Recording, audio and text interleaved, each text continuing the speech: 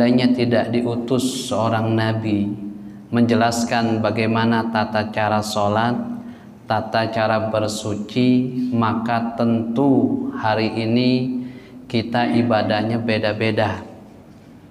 Tergantung niat, tergantung moodnya. Ada yang pengen sholatnya begini, ada yang begitu, karena tidak ada aturan. Tetapi begitu Rasulullah diutus, Rasul sampaikan, "Shallu kama ra'aitumuni usolli." Salatlah kalian sebagaimana kalian melihat aku salat. Tidak mungkin kita langsung melihat, makanya ada para sahabat, tabi'in, terus ulama yang kemudian sampai ke kita dan ditulis dalam bentuk kitab. Maka kitab itulah yang kita pelajari sebagai landasan hukum bahwa kita mengamalkan ibadah ini sesuai dengan tuntunan Rasulullah. Walaupun di kalangan ulama mungkin berbeda pendapat seperti yang kita bahas kemarin.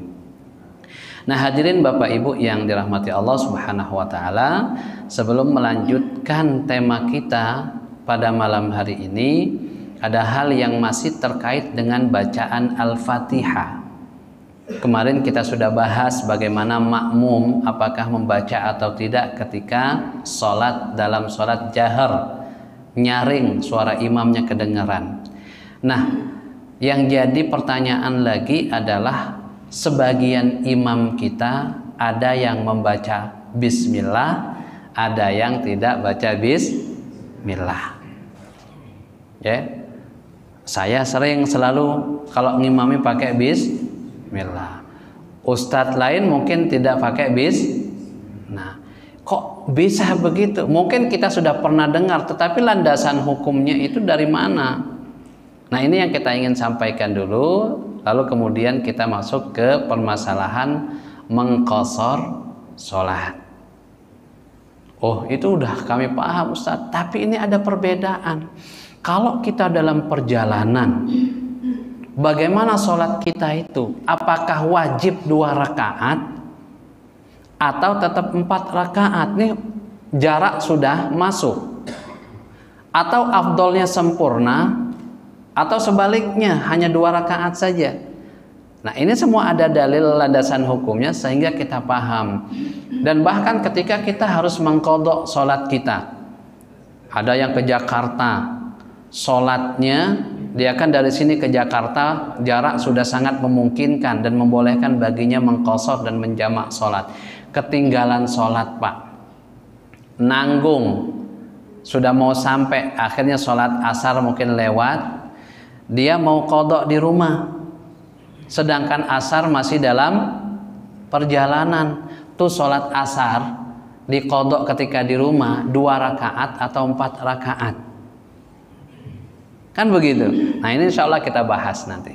Kembali ke tema kita terkait dengan bismillah itu dikeraskan atau dipelankan. Pertama, ulama berbeda pendapat terkait dengan bismillahirrahmanirrahim.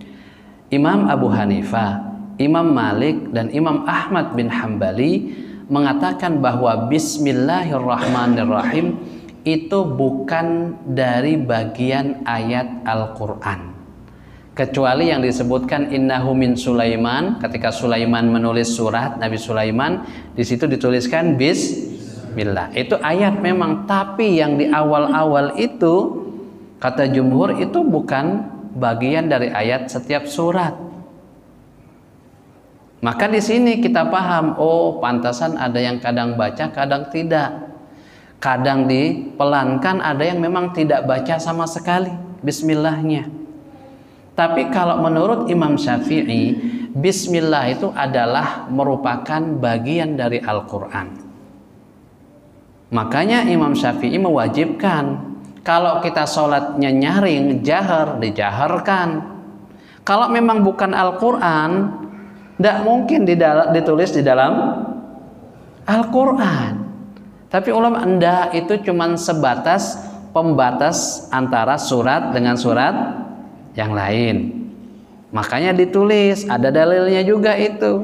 Tapi untuk Al-Fatihah itu masuk di ayat yang pertama. Coba lihat Al-Qur'annya. Ya. Al-Qur'an, Al-Fatihah itu ayat pertama. Nah, setelah kita paham perbedaan pendapat di kalangan ulama ini, baru kita masuk nih. Orang yang ngimami ada yang baca Al-Fatihah, ada yang bukan Al-Fatihah, Bismillah, dan ada yang tidak. Tadi kita ngobrol sebelum sholat maghrib ya, Imam Sudes ya Pak ya. Ketika ngimamin di Istiqlal, beliau pakai Bismillahirrahmanirrahim. Ketika ngimamin di Mekah langsung Al-Fatihah, Alhamdulillahirabbil alamin.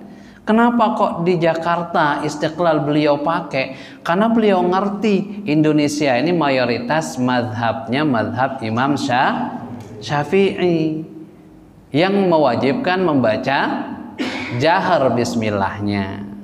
Nah, gitu ya.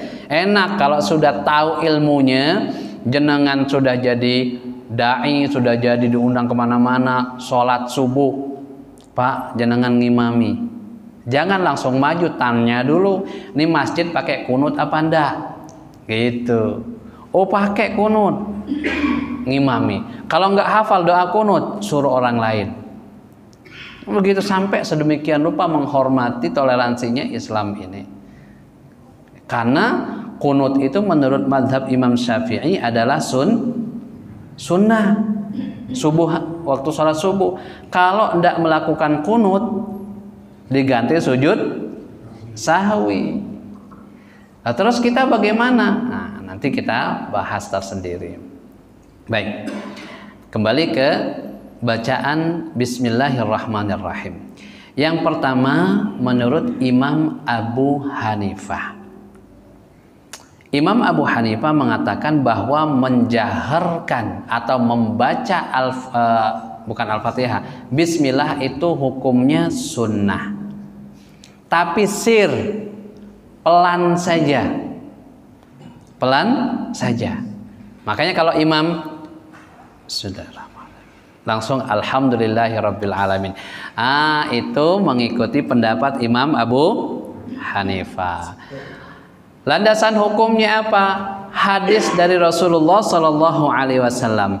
An Anasin qala shallaitu ma'a Rasulillah sallallahu alaihi wasallam. Anas menceritakan, saya pernah salat bareng Rasulullah, wa Abi Bakrin dan Abu Bakar, wa Umar dan Umar, wa Utsman dan Utsman, falam asma' ahadan minhum yaqra bismillahirrahmanirrahim. Tidak satu pun di antara mereka ketika membaca Al-Fatihah itu memulai dengan bismillah. Langsung alhamdulillahirabbil alamin. Tapi ada riwayat yang lain dari Anas juga yukhfuna bi bismillah. Mereka sebenarnya baca bismillah tapi pelan-pelan. Bismillahirrahmanirrahim. Alhamdulillah, langsung masuk. Maka di sini Imam Abu Hanifah mengatakan bismillah itu sunnah tapi tidak kencang-kencang, pelan-pelan. Yang pertama. Yang kedua, Imam Malik mengatakan bahwa membaca bismillah pada Al-Fatihah itu hukumnya makruh.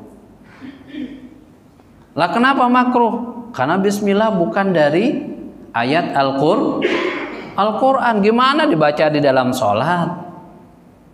Kan kita jelaskan bismillah itu cuman pemisah antara surat satu dengan surat yang lain. Berarti dia bukan dari ayat Al-Quran. Kalau dihitung memang tidak masuk nih jumlah ayatnya dari awal Al-Fatihah sampai An-Nas. Begitu. Maka makruh baca bismillah, langsung alhamdulillah. Dalilnya sama yang digunakan oleh Imam Abu Hanifah dari Anas tadi, bahwa Rasulullah, Abu Bakar, Umar, Utsman tidak membaca bismillah, langsung alhamdulillah. Makruh itu tidak disukai. Kebayang nggak sampai segitu jauhnya ulama membahas tentang hal-hal yang mungkin tidak kita pikirkan, gitu ya. Nah, berbeda lagi dengan Imam Syafi'i.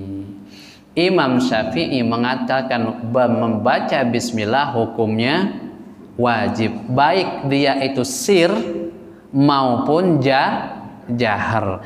Kalau jahar dijaharkan, kalau sir disirkan. Kenapa? Karena Al-Fatihah bismillah itu bagian dari ayat. Kan begitu. Man lam yaqra bi Fatihatil kitab fala salata lahu. Siapa yang tidak membaca Al-Fatihah maka dia tidak sah salatnya. Bismillah ayat pertama. Maka kata Imam Syafi'i hukumnya wajib karena bismillah bagian dari ayat Al-Qur'an. An Abi Hurairah radhiyallahu anhu qala kana Rasulullah sallallahu alaihi wasallam yajharu bi bismillahirrahmanirrahim. Rasulullah, riwayat Abu Hurairah, ketika mengimami itu membaca bismillahirrahmanirrahim. Kebayang nggak Bapak Ibu kalau kita nggak belajar, belajarnya cuman dari satu kitab, dari satu guru yang sampai ke kita cuman hadis bahwa Rasulullah tidak baca bismillah. Riwayat yang lain Rasulullah sholat pakai. Nah, makanya kita itu kalau masih belajar jangan cepat menghukumi dan menyalahkan. Ulama dahulu kalau mau mengeluarkan hukum, pernah kita bahas, dikumpulkan dulu hadis-hadis tentang bismillah. Sampai berapa? 10, 20, udah selesai nih, habis nih tentang bismillah. Baru dipilih. Ini hadisnya terlalu lemah, ini lemah tapi ada yang menguatkan. Baru nanti disimpulkan hukumnya. Kalau kita anda ketemu satu hadis langsung seolah-olah cuman hadis itu saja yang ada, langsung menghakimi orang, langsung nggak mau sholat di belakang imam tersebut, kan kasihan kita, kasihan ya. Baik, itu jadi menurut Imam Syafi'i adalah wajib. An Abi Hurairah radhiyallahu anhu anna Nabiy sallallahu alaihi wasallam kana idza amman nas. Rasulullah, kata Abu Hurairah, kalau mengimami umatnya beliau memulai dengan bismillahirrahmanirrahim. Tapi kalau baca pertengahan ayat tidak usah pakai bismillah. Kayak tadi wa idz qala Musa liqaumihi, enggak dari awal surat tidak usah pakai bismillah. Tapi kalau dari awal surat bismillahirrahmanirrahim tabbat yada, pakai bismillah. Mazhab Imam Syafi'i, gitu ya. Nah, kalau Imam Ahmad bin Hambali mirip, pendapatnya mirip dengan Imam Abu Hanifah dan mirip dengan Imam Syafi'i. Ada dua pendapat. Kesimpulannya membaca bismillahirrahmanirrahim pertama tidak membatalkan sholat. Mau baca atau tidak membatalkan. Yang kedua tadi kesimpulannya, satu mengatakan sunnahnya itu tapi bacanya pelan. Yang kedua makruh menurut Imam Malik. Yang ketiga wajib, menyesuaikan sholat. Ya, jadi ketika nanti kita kedatangan ustadz beda-beda, nah cara bacaannya kita udah, aku udah selesai belajarnya, kan enak begitu. Ya, enak. Mungkin jenengan kalau imam pakai bismillah. Nah, ada yang nggak pakai bismillah kalau imam. Nah, udah tahu ilmunya kan? Sah semua. Sah semua. Hadisnya sudah kita bacakan. Jadi jangan bilang, aku rasanya nggak puas kalau sholat dia nggak pakai bismillah. Nggak enak sholat dia kok pakai bismillah, kan gitu gitu. Sekarang sudah tahu ilmunya, tahu hadisnya, tahu permasalahannya, sudah aman ya. Mau pakai bismillah atau tidak, yang salah itu adalah yang tidak sholat, begitu ya. Masuk ke kitab kita Sholatul Musafir, sholat orang safar. Safar itu kita kemarin sudah bahas jaraknya berapa minimal? 81 km. menurut jumhurul ulama.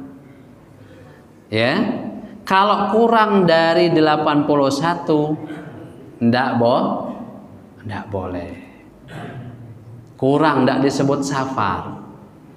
Tapi kalau pendapat Ibnu Abbas, Abdullah bin Abbas, itu nggak pakai standar kilometernya. Selama dia disebut safar, maka boleh mengqashar dan menjama'. Kan begitu. Tapi kita tinggalkan dulu pendapat Ibnu Abbas ini, kita kembali ke pendapat jumhur 81. Nah, landasan hukum terkait ini, a'udzubillahi minasyaitonirrajim, wa ma ja'ala 'alaikum fid dini min haraj. Tidak ada syariat yang diberikan kepada umat ini lalu kemudian memberatkan mereka. Jangankan masalah sholat, itu dibahas di dalam Islam. Contoh kita sudah pernah bahas juga, ada hewan-hewan yang boleh dibunuh, ada yang tidak boleh dibunuh. Ada yang tahu hewan yang tidak boleh dibunuh apa saja? Apa? Semut, tidak boleh dibunuh, Bu. Kenapa? Karena kisahnya kan salah satu nabi dari Bani Israel. Ada yang menyebutkan Nabi Musa, tapi yang jelas dia nabi Bani Israel. Dia turun ke satu lembah, berbaring di bawah pohon, tidur. Sedang tidur, ada seekor semut gigit. Marah. Tapi sebelum itu, ada riwayat yang lain mengatakan, Nabi ini bertanya dulu kepada Allah, ya Allah, kenapa kalau ada di satu daerah orang bermaksiat dan ada orang yang soleh? Kan begitu, sudah sunatullah. Di mana-mana pasti ada yang baik, ada yang buruk, yang tak baik. Ya Allah, kan yang bermaksiat ketahuan siapa-siapanya, yang soleh ada ketahuan juga. Tapi kenapa ketika engkau menurunkan bala, musibah, kok semua kena? Bahkan dalam sebuah hadis dimulai dari orang soleh. Mulailah musibah itu dari orang soleh. Kenapa enggak diambil orang pelaku maksiat saja, kan aman, kita tinggal orang baik-baik saja kan? Nah, Nabi ini mengalami hal yang demikian ketika dia digigit seekor semut, lalu marah, pergi bawa balik lagi entah minyak entah apa, disiramkan, semua semut dibakar.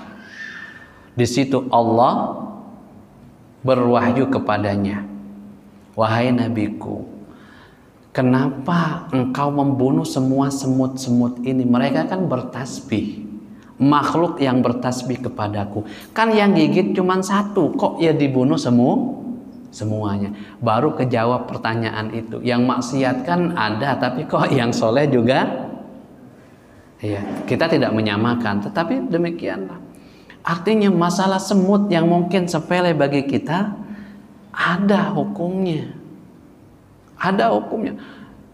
Cicak, apalagi tikus, semua binatang yang diciptakan Allah, selain dia bertasbih, ada juga sebagai isyarat. Yang pernah kita bahas adalah ayam.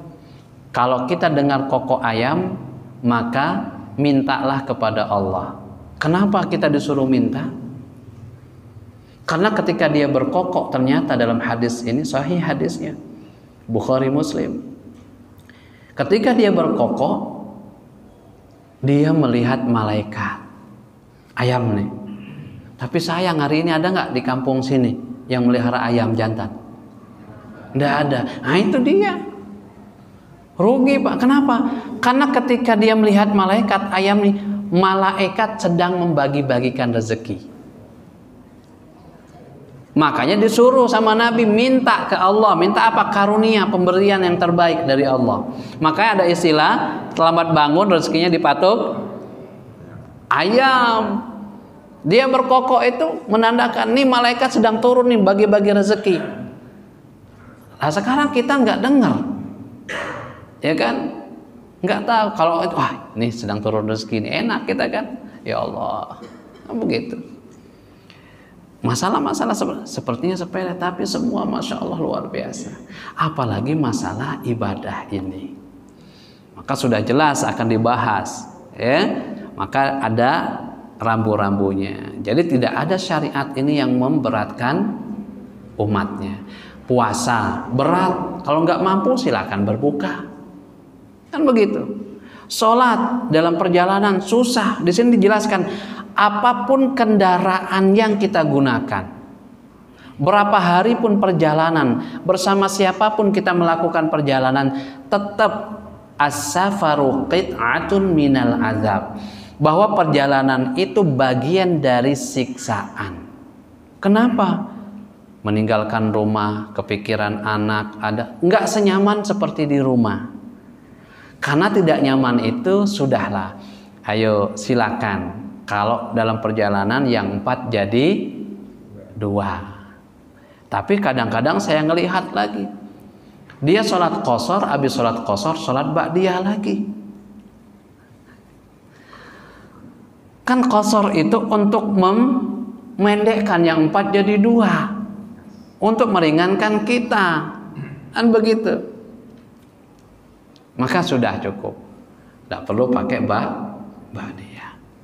Ya kan begitu. Baik. Bagaimana pelaksanaannya? Nah, ini yang penting. Kaifa takunu shalatul musafir?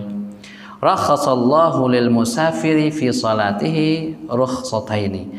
Ada 2 keringanan bagi orang dalam perjalanan untuk melaksanakan sholat. Ya. 1, ikhtisaru fi raka'at wa yusamma qasran. Dikurangi jumlah rakaatnya, ya. Yang kedua ada ussolataini fi waqti ihdahuma. Yang kedua yaitu dibolehkan untuk menjamak. Ingat hadis Rasulullah, qashar itu adalah shadaqatun tasaddaqallahu biha faqbalu shadaqatahu. Bahwa salat qashar rukhsah itu adalah sedekah dari Allah. Maka terimalah sedekah itu. Jangan beranggapan kan tetap afdolnya 4 rakaat. Sekarang kita langsung bismillahirrahmanirrahim, ya.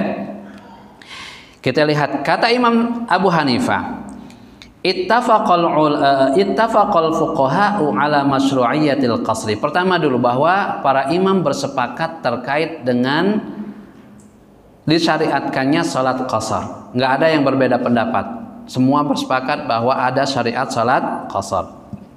Tapi mereka berbeda pendapat, qashar itu hukumnya apa? Sunnah, wajib, atau seperti apa? Maka Imam Abu Hanifah pertama, faqala al-Hanafiyyah rahimahullahu taala. Imam Abu Hanifah mengatakan, fardul musafiri fir rubaiyati rak'atani la yazidu alaihima. Kata Imam Abu Hanifah, bagi seorang musafir salatnya itu wajib dilakukan 2 rakaat, bukan 4, 2 rakaat. Fa idza shalla arba'an, kalau dia tetap salat 4 rakaat, fa in qa'ada fi saniyati qadrat tasyahhudi ajza'athu al-awwalayani al-ulayan anil fardi wal ukhrayani lahu nafilah.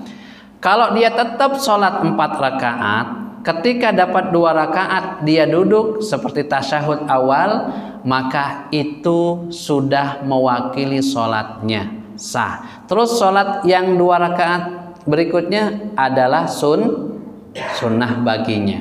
Tapi kata Imam Abu Hanifah, wa yasiru musian bi ta'khiris salam. Tapi sholatnya rusak karena dia mengakhirkan salam sampai 4 rakaat. Karena wajibnya fardunya cuma 2 rakaat. Ini pendapat siapa?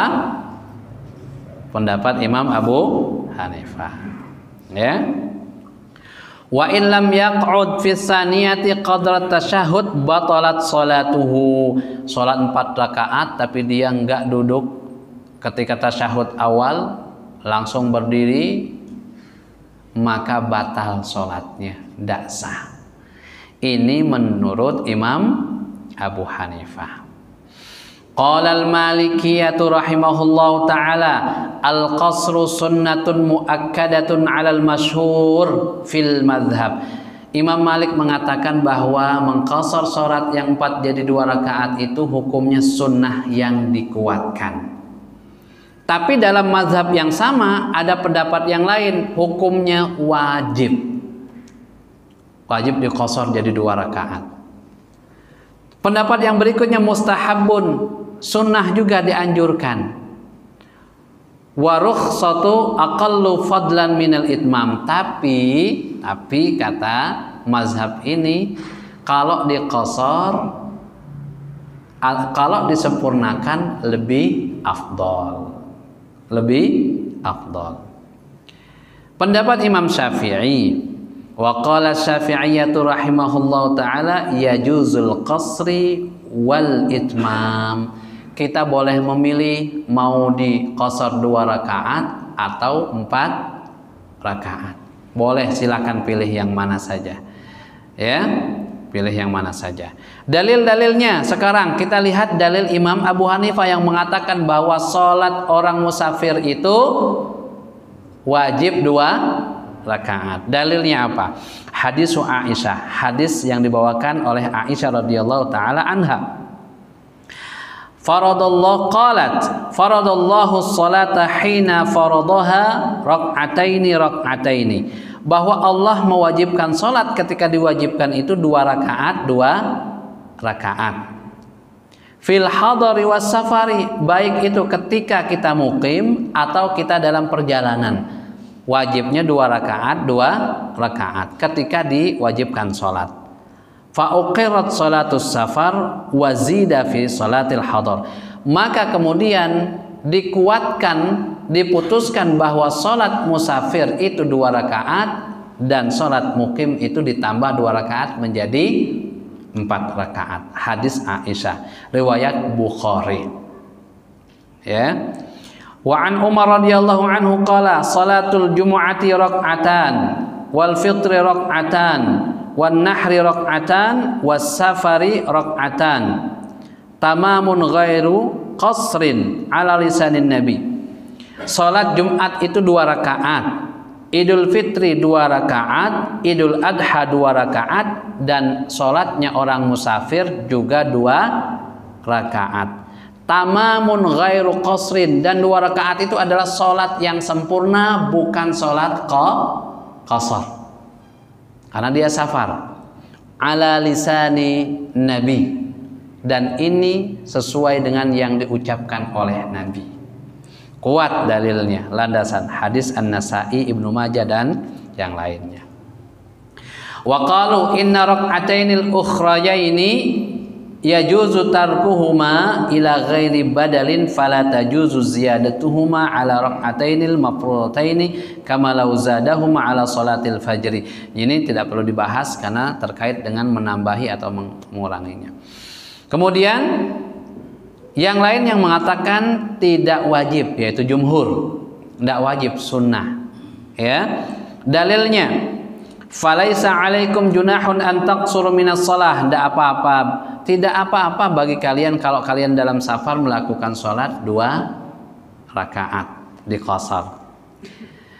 Begitu juga hadis shadaqatun tasaddaqallahu biha alaikum, bahwa rukhsah itu sedekah dari Allah, maka terimalah. Hadis dari Aisyah juga, annaha i'tamarat ma'a Rasulillah sallallahu alaihi wasallam minal Madinati ilal Makkah. Aisyah umrah bareng Rasulullah berangkat dari Madinah ke Makkah.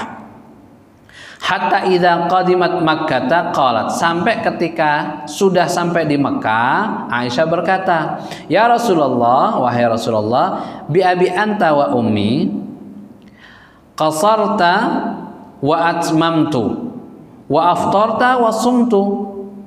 Kata Aisyah, Rasulullah, saya mengqasar salat engkau sempurnakan sholatnya. Saya tak puasa, engkau berpuasa. Qala ahsanti ya Aisyah. Bagus apa yang kau tanyakan wahai Aisyah. Wa ma ada alayya. Jadi apa yang kau lakukan bagus. Artinya apa? Dalam safar itu boleh 4 rakaat seperti yang dilakukan Aisyah, boleh 2 rakaat seperti yang dilakukan Rasulullah. Dalam safar boleh berbuka seperti yang dilakukan Aisyah, boleh berpuasa seperti dilakukan oleh Rasulullah. Karena Rasulullah nggak menghina, nggak melarang, nggak mencaci. Ahsanti ya Aisyah. Apa yang kau lakukan itu sudah baik, sudah bagus. Wa ma'aba alayya. Qala Darulqutni isnadun hasan, sanadnya hasan, ya. Nah, banyak lagi kita tidak membahasnya, sudah cukup jelas. Sekarang syaratnya, karena ada syarat yang harus kami jelaskan. Misalkan kita punya mertua kita tinggal di kira-kira 81 kilo, itu daerah mana? Semarang berapa? Semarang berapa kilo, Pak? Lebih kurang lah ya. Nah, kita punya mertua di Semarang, kan kita tinggal di sini. Berangkat kita sampai di sana, kita dianggap mukim apa masih safar? Sana kan rumah mertua kita. Nah, ini insya Allah nanti ada kita bahas bersama ya, insya Allah ya. Baik. Syarat mengqashar. Pertama, safarnya itu harus safar yang panjang tadi, 81 kilo. Ya. Kemudian yang kedua, an yakuna safaru ila jihatin muayyanatin maqsudatin bidzatiha. Tujuannya jelas. Safarnya, bepergiannya enggak jelas. Tapi kalau ada orang safar tapi tujuannya enggak jelas, pokoknya kemana kaki melangkah aku ikut saja. Nah, itu enggak boleh. Enggak jelas kok mau kemana. Nah, ini harus jelas tujuannya. Kenapa? Karena terkait dengan syarat yang ketiga adalah perjalanan itu tidak untuk maksiat. Tinggal kita pikirkan. Karena masa sedekah dikasihkan ke orang ahli maksiat? Kan qashar itu kan sedekah dari Allah. Perjalanan kita itu untuk memutuskan tali silaturahim, berarti maksiat, tidak boleh. Harus sholatnya 4 rakaat. Jadi perjalanan tidak boleh untuk maksiat. Perjalanan ke Semarang untuk nonton konser, nah, misalkan untuk pokoknya untuk hal-hal yang berbau maksiat tidak boleh, ya. Baik. Yang keempat, melewati batas daerah yang kita tinggal. Kita Surakarta, keluar dari Surakarta, keluar batasan. Tapi jangan pula, nanti kan ada orang yang tinggal di perbatasan Malaysia dan Indonesia. Ya kan, pengen sholatnya cepat, udah 2 ngelangkahnya paling 10 langkah, kan udah beda negara. Secara syariat boleh. Dia sudah keluar dari, iya, sholatlah dia qashar, habis itu balik lagi. Atau orang Batam nyebrang ke Singapura, kan naik kapal aja. Nah, kan begitu. Selama dia sudah, dan inilah yang menjadikan latar belakang. Nah, yang kelima nih, alla yanwiyal musafiru khilala safarihi iqamata 4 ayyamin bilayaliha ghaira yaumid dukhuli war ruju'i fil makanil ladzi yusafiru ilaihi. Ada orang mau melakukan perjalanan, dia niatnya aku mau ke Jakarta selama 4 hari. 4 hari selain perjalanan pulang pergi, berarti kan 6 hari kan, pergi sehari pulang sehari. Tapi dia di sana sudah jelas aku di sana 4 hari, maka yang demikian tidak termasuk safar lagi. Dia sudah dianggap mukim. Selama di Jakarta dia tidak boleh mengqashar dan menjamak sholat. Kenapa? Sudah niat 4 hari. Dia boleh selama dalam perjalanan aja dari Solo ke Jakarta. Tapi kalau sudah sampai Jakarta, karena dia sudah niat 4 hari, maka tidak boleh di Jakarta dia mengqashar lagi, menjamak lagi. Sholat seperti orang muqim. Begitu. Fa idza nawa dzalika asbahat al-baldatu allati yusafiru ilaiha fi hukmi mautinihi wa yajidu yaqalu haqqan. Wa hadza qala bihi al-Malikiyah wa Syafi'iyah. Ini menurut Imam Malik dan Imam Syafi'i. Berapa hari? 4 hari, bukan perjalanan. Ya. Aku pengen ke Surabaya dah, 3 hari aja lah di Surabaya. Masih boleh karena enggak sampai 4 hari. Tapi menurut imam yang lain, wal masyhuru indahum, adapun menurut yang lebih kuat lagi maksudnya, menurut Imam Malik dan Imam Syafi'i, kalau niat 21 sholatan. Kalau 21 sholat itu berapa hari, Pak? Sehari 5 kali ya? 5, 10, 15, 20 tambah 1 ya, makanya 4 hari lah ya, 4 hari. 4 hari atau 21 waktu sholat, maka dia dianggap mukim. Li'anna Allah Ta'ala abahal qasar liman yadribu fil ardi wal muqim, dan seterusnya. Ya, dan seterusnya. Lalu kemudian menurut Imam Abu Hanifah, la yusbihu muqiman illa idza nawal iqama fi baldatin aw qaryatin 15 yauman. Kata Imam Abu Hanifah, kalau dia di bawah 15 hari ke Jakarta atau ke Semarang kan, seminggu di sana, selama seminggu itu dia boleh menjamak mengqashar. Kenapa? Karena kurang dari 15 hari. Tapi kalau menurut Imam Malik dan Imam Syafi'i sudah tidak boleh lagi, karena seminggu lama. Sudah seperti orang Semarang, dia harus sholat biasa. Tapi menurut Imam Abu Hanifah 15 hari. Beliau mengkiaskan seperti paling lama waktu wanita haid. Wanita haid itu paling lama berapa? 15 hari. Ya, mohon maaf. Masa sucinya. Ya, masa sucinya. Imam Abu Hanifah 10 hari, Imam Syafi'i 15 hari.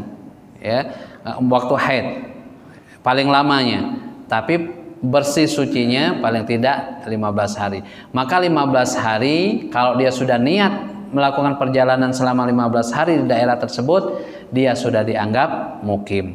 Tinggal pertanyaan berikutnya, kalau misalkan dia dalam pekerjaan, ya kan ada yang misalkan di sini yang kerja bangunan, ada Pak, nah bikin rumah atau apalah pokoknya ya, diajak mandornya, ayo kita ke Jakarta kerja.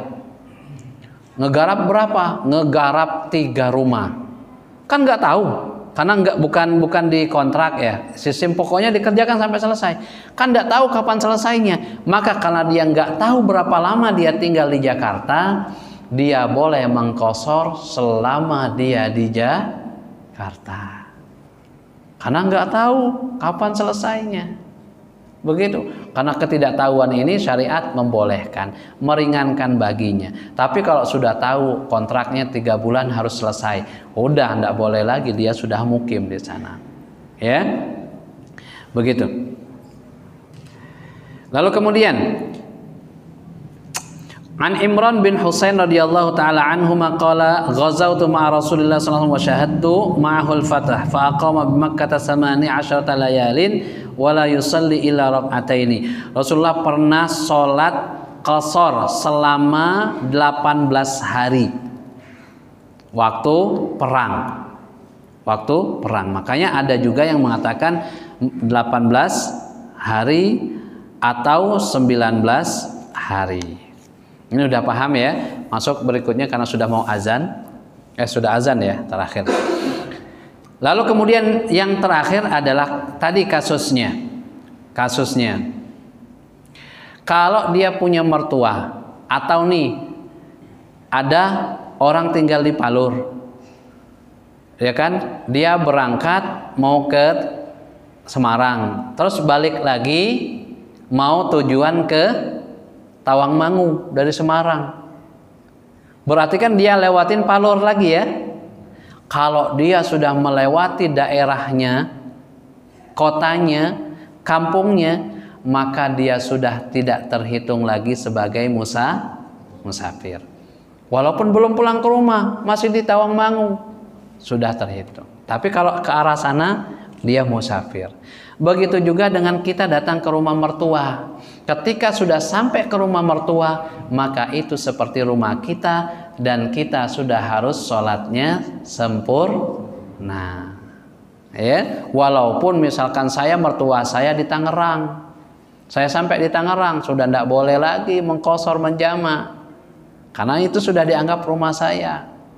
Atau istri saya ke Palembang, sampai di Palembang, nggak boleh lagi, karena seperti, nah ini jadi pelajaran buat kita besok kalau pulang mudik kampung atau kemana ya, yang itu saudara kita atau kita punya rumah ya, punya villa di Tawangmangu, terlalu dekat ya Tawangmangu sini ya, belum masuk jaraknya ya.